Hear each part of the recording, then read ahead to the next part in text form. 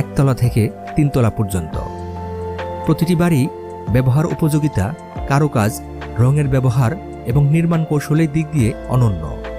এসব বাড়িতে ইটের সঙ্গে ব্যবহার করা হয়েছে ঢালাই লোহার তৈরি ব্রাকেট, ভেন্টিলেটর এবং জানালার গ্রিল।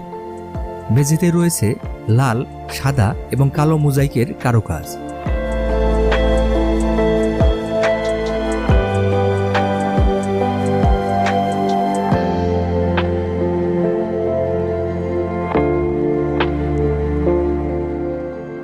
পানাম নগরীর পরিকল্পনাও ছিল নিখুঁত। নগরীর পানি সরবরাহের জন্য দুপাশে 2টি খাল ও 5টি পুকুর রয়েছে।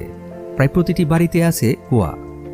নগরীর যাতায়াতের জন্য রয়েছে এর একমাত্র এই সড়ক, যা নগরীর মাঝখান দিয়ে বয়ে গেছে এক পাশ থেকে অন্য পাশে।